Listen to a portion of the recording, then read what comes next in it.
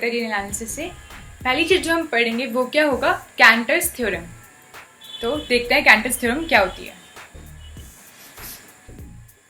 तो कैंटर्स थ्योरम क्या कहती है, एक बार उसकी स्टेटमेंट देखते हैं। Cantor's theorem, for any set A there is no map that is onto from the set to the power set. अगर हम कोई सेट लें और उसके पावर सेट पर हम कोई मैप बनाना चाहते हैं, मैप मतलब फंक्शन, मैपिंग की, जब भी मैं यहाँ पे मैप बोलूंगी, मैपिंग बोलूंगी, उसका मतलब है कि मैं फंक्शन की बात कर रही हूँ, कोई रिलेशन भी नहीं, स्पेसिफिकली फंक्शन। अब हम फंक्शन को यूज करेंगे। तो अगर हम कोई एक मैप डिफाइन करें जो कि ए, यानी कि कोई भी सेट है ए, उससे किससे जा रहा है, पावर सेट ऑफ ए पर। पावर सेट ऑफ ए क्या होता है, ए के सारे सबसेट्स का सेट। तो अगर ऐसा हो रहा है तो पॉसिबल ही नहीं कि ऑन टू हो, F can not be onto. Onto का मतलब क्या होता है, आपको पता होगा पिछली वीडियो से। ऑन टू का मतलब होता है कि अगर इसमें 3 एलिमेंट्स हैं, अगर डोमेन में 3 एलिमेंट्स हैं, डोमेन क्या है ए, और को डोमेन में 4 एलिमेंट्स हैं बी, और फंक्शन ऐसे बना हुआ है, तो देखो एक एलिमेंट बी का कवर नहीं है, यानी कि फंक्शन क्या नहीं है, ऑन टू नहीं है।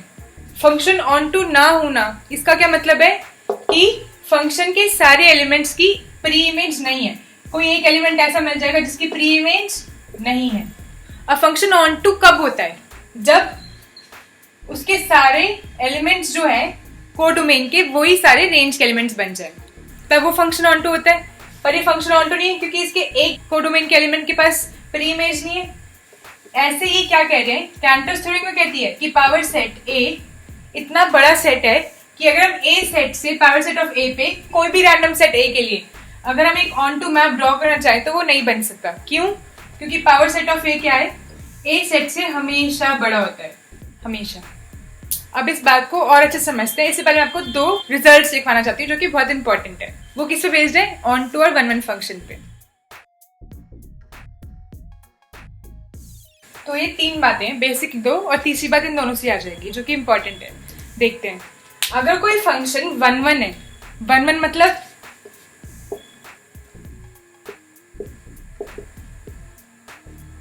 1-1 मतलब क्या होता है कि एक एलिमेंट एक पे जा रहा है, ये एक पे जा रहा है, ये एक पे जा रहा है, ये एक पे जा रहा है। ये कैसा फंक्शन है, 1-1 फंक्शन है। तो अगर 1-1 फंक्शन तभी हो सकता है तो या तो बी की जो कार्डिनैलिटी है, कार्डिनैलिटी मतलब इसमें कितने एलिमेंट्स है और इसमें कितने एलिमेंट्स हैं, तो अगर बी की कार्डिनैलिटी ए के इक्वल हो, जितने इसमें एलिमेंट्स है उतने इसमें हो, तो ही 1-1 हो सकता है। तो हो सकता है ना 1-1। या फिर दूसरा केस, जब इसमें ज्यादा एलिमेंट्स हो, एक और एलिमेंट है, तो भी तो 1-1 ही है। एक एलिमेंट एक पे जा रहा है, एक एलिमेंट एक पे जा रहा है, तो भी पॉसिबल है, पॉसिबल है ना। पर क्या तब पॉसिबल है जब इसमें एक एलिमेंट हो ही ना। लो अभी फंक्शन ड्रॉ करा हमने, अब इस एलिमेंट से इस पर और ये 2 इस पे जा रहे हैं। अब देखते हैं कि 1-1 है या मैनी 1 है। एक एलिमेंट कितने पे जा रहा है, एक पर, ये एक एलिमेंट इस पे जा रहा है, पर ये वाला भी तो इसी पे जा रहा है, यानी कि many to 1, many elements are going to 1, यानी कि ये कैसा फंक्शन है, मैनी टू 1, यानी कि फंक्शन 1-1 नहीं है। इसका मतलब एक फंक्शन 1-1 तब नहीं हो सकता जब mod a is greater than b, then function cannot be 1-1। इसके अलावा बाकी दोनों केसेस में हो सकता है 1-1, जब या तो कार्डिनैलिटी ए की कार्डिनैलिटी बी की इक्वल हो, या फिर cardinality of A is less than cardinality of B. इसका मतलब इसको इकट्ठे लिख सकते हैं ऐसे, लेस देन और इक्वल टू बी।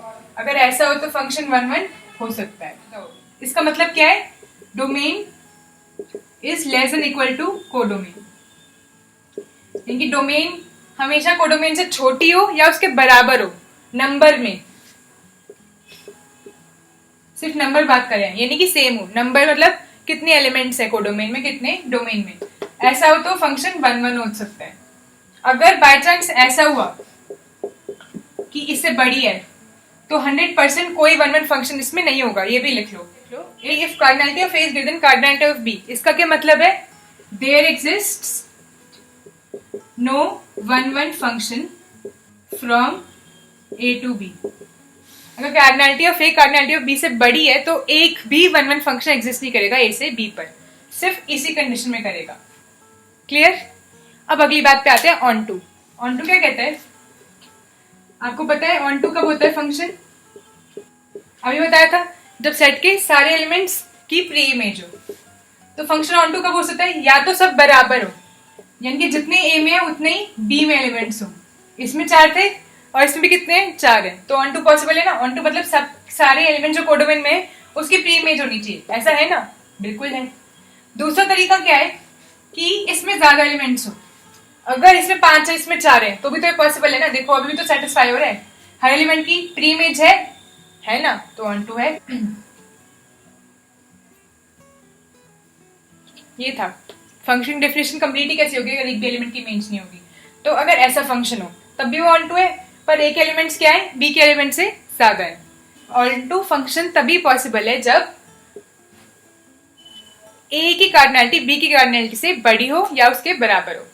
और बाय चांस अगर 1 1 भी हो फंक्शन और ऑन टू भी हो तो क्या होता, ए की कार्डिनैलिटी क्या हो जाएगी, बी की कार्डिनैलिटी के इक्वल। ठीक है, ये कैसे आया वो भी बता देती हूँ। ये देखो अगर 1 1 होता है तो क्या होता है, अगर 1 1 होता है इसका मतलब क्या है कि ए की कार्डिनैलिटी बी की कार्डिनैलिटी से छोटी है, बराबर है, और वो फंक्शन कैसा है, ऑन टू भी है। ऑन टू है तो क्या होता है, तो ए की कार्डिनैलिटी बी की कार्डिनैलिटी से बड़ी है, बराबर है। इन दोनों को सेम टाइम पे तब हो सकते हैं जब less than equal to greater than equal to, दोनों सेम टाइम पे कब हो सकते हैं, जब ये एक्चुअली में क्या हो, इक्वल ही हो। इसका मतलब अगर 1 1 और ऑन टू दोनों हो फंक्शन तो दोनों सेट्स की कार्डिनैलिटी क्या हो जाती है, इक्वल हो जाती है। अब अपनी डेफिनेशन में वापस आते हैं। हम क्या कर रहे थे, कैंटर्स थ्योरम, उस पर वापस आते हैं। तो कैंटर्स थ्योरम क्या कहती है कि किसी भी सेट से उसके पावर सेट पर एक ऑन टू फंक्शन नहीं बन सकता। इसका मतलब कैंटर थ्योरम क्या कहना चाहती है कि कोई भी सेट है उसके पावर सेट पे ऑन टू फंक्शन नहीं बन सकता। इसका मतलब ऑन टू नहीं बन सकता, ऑन टू कब बनता है, ऑन टू तब बनता है जब ये सेट क्या हो, या तो इसके इक्वल हो या इससे बड़ा हो, तभी ऑन टू बनता है। पर वो क्या कह रही है, ऑन टू नहीं बन सकता। इसका मतलब वो क्या कहना चाह रही है कि ये पॉसिबल नहीं है। इसका मतलब क्या कहना चाहिए कैंटर थ्योरम, कि जो ए में एलिमेंट्स है वो हमेशा पावर सेट ऑफ ए से क्या होंगे, लेस देन होंगे, हमेशा। इसका मतलब कैंटर थ्योरम क्या कहना चाह रही है कि जो ए में एलिमेंट्स है वो हमेशा पावर सेट ऑफ ए में जो एलिमेंट्स है उससे हमेशा कम होंगे, हमेशा इक्वल भी नहीं होंगे। अब इसका एग्जाम्पल ले लेते हैं। एग्जाम्पल, कोई सेट लो जो आपको पसंद है। चलो हमने सेट ले लिया, एक ऐसा सेट है जिसमें ट्राइंगल और सर्कल है। सेट तो कुछ भी हो सकता है ना, उसमें कोई भी एलिमेंट हो सकता है, 1 2 3 4, चाय कॉफी टॉफीज बुक्स, कुछ भी। हमने ले लिया एक ट्राइंगल और एक सर्कल और एक सेट बना रहे हैं। ठीक है, तो हम इसका पावर सेट बना रहे हैं। पावर सेट क्या होता है आपको पता होगा, फिर भी हम दोबारा बना लेते हैं। क्या बनेगा, एक तो सिंगलटन एलिमेंट और एक जिसमें दोनों आ रहे हो और एक नल सेट, यही बनेगा इसका पावर सेट। अब इस सेट में कितने एलिमेंट्स हैं, 2 एलिमेंट्स। पावर सेट में कितने एलिमेंट्स हैं, 2⁻², यानी कि 4 एलिमेंट्स। तो obviously 2 is greater then 4, equal भी नहीं हो सकता, यानी कि हमेशा ये क्या होएगा, greater than power set of A की कार्डिनैलिटी। ये तो हमने एग्जांपल से दिखाया है, कोई रैंडम सेट लेंगे ना तो उसके लिए भी ट्रू होगा। इसका जो प्रूफ है वो हम काउंटेबिलिटी और अनकाउंटेबिलिटी करने की बात करेंगे, तब आपको इसका प्रूफ भी समझ में आ जाएगा। ऑलराइट, तो कैंटर्स थ्योरम एक बहुत ही इंपॉर्टेंट और बेसिक थ्योरम है, इसको याद रखो। कैंटर्स थ्योरम क्या कहती है कि किसी भी सेट ए से उसके पावर सेट पर क्या नहीं हो सकता, एक ऑन टू फंक्शन नहीं हो सकता। हम एक इन्फिनाइट सेट का भी एग्जांपल ले लेते हैं। अगर हम एक नेचुरल नंबर का एग्जांपल लें तो नेचुरल नंबर्स क्या होते हैं, 1 2 3 4 एंड सो ऑन। ये सारे कार्डिनल्स कहाँ तक जाते रहे, इन्फिनाइट तक, कोई लास्ट नंबर तो है ही नहीं इसका। तो इन सारे कार्डिनल्स के सेट को क्या कहते हैं, नेचुरल नंबर। अगर हम पावर सेट ऑफ नेचुरल बनाएंगे तो बना लीजिए, कैसा बनेगा, ऑब्वियसली इससे बहुत ज्यादा बड़ा, क्योंकि अगर इसमें सिर्फ 2 एलिमेंट्स थे तो कितना साइज था पावर सेट का, 4। अगर इसमें 3 एलिमेंट्स होंगे तो कितना साइज हो, अगर ए में 3 एलिमेंट्स है तो पावर सेट ऑफ ए में कितने एलिमेंट्स होंगे, 2⁻, ये यानी कि 2⁻3। ऐसे अगर इसमें एलिमेंट्स बढ़ाते जाए तो एलिमेंट्स बढ़ते जाएंगे, कभी भी इक्वल आ सकता है, नहीं आ सकता, क्योंकि ए में कितने एलिमेंट्स होते हैं, अगर मॉड ऑफ ए यानी कि कार्डिनैलिटी ऑफ ए में n एलिमेंट्स हैं, अगर कार्डिनैलिटी ऑफ ए n है तो cardinality of power set of A क्या होगी, 2⁻n। तो n और 2⁻n कभी इक्वल हो सकते हैं, बताओ, n और 2⁻n कभी इक्वल हो सकते हैं, नहीं हो सकते।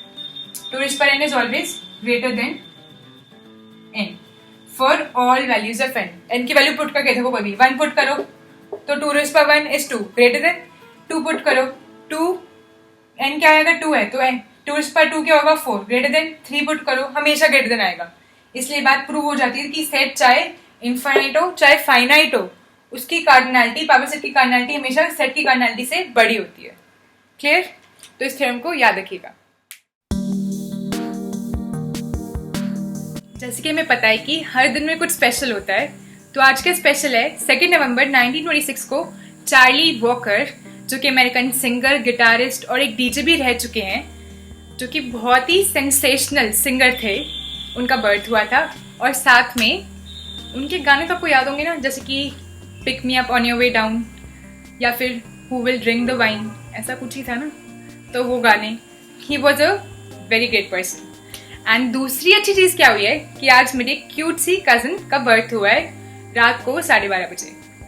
So there are two special things. For me, the second one is more special, though the first one is equally special one. Okay, tata. See you in the next video.